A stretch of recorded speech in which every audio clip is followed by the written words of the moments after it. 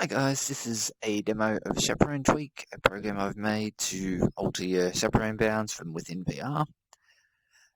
So basically the way it works, two main modes, wall edit mode, floor edit mode. So you just get to that with hold down the menu button, move it over which you want to select and release, and it'll select it.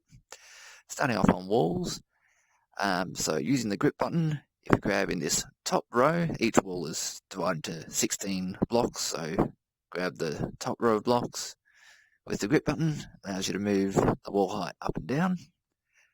If I grab in the bottom 3 rows with the grip button, if I grab like left of the middle, it's going to grab the left wall, and now you'd move that. Or on the right, it grabs the right wall.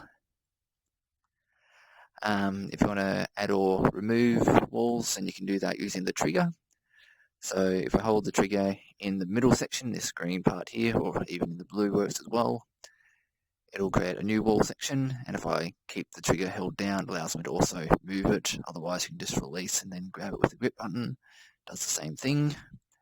If you want to delete a wall, just point at it in like the red or pink section, pull the trigger, and it's gone.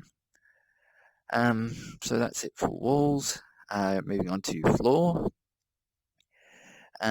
So if you grab in the middle section with the grip button, it allows you to drag the whole thing around. If you want to actually save it with it sticking through a wall, you can do that. Like, it can also be handy for Fruit Ninja, where basically everything past there is wasted space since you're only interacting with the semicircle. So now I've got more room ahead of me if I save like that. So yeah, red section allows you to resize one direction at a time, unlike Steam VR, which makes you do both simultaneously, which is really annoying.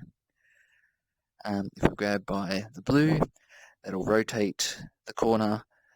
It'll pivot around the opposite corner, and it'll also resize, keeping the same aspect ratio if you go in and out. Like so.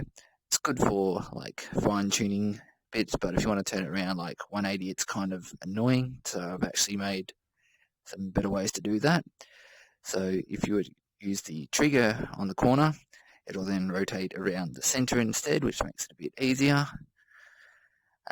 If you use the trigger on the sides, it'll just instantly orient it that way, so that'll set the front to be facing that direction. Speaking of which, you can also save it so it's in a format like this, so you're like facing down the long direction. You can't do that in Steam VR's room setup, but this it's no problem. And finally, you can also adjust the room height. So just grab by the middle section, pull up and down. So this can be handy in some games where, like, Keep Talking, No One Explodes. Try playing that sitting on a couch. The couch is actually too low and you're just having a bomb above your head. So you could just push your floor down like that, and then you're effectively higher up, so it'll work fine that way. So the other options on menu, this will reset any changes you've made. So it goes back to whatever your current Chaperone setup has. And last one, save. That'll just save and apply any changes. And that's about it. Thanks for watching.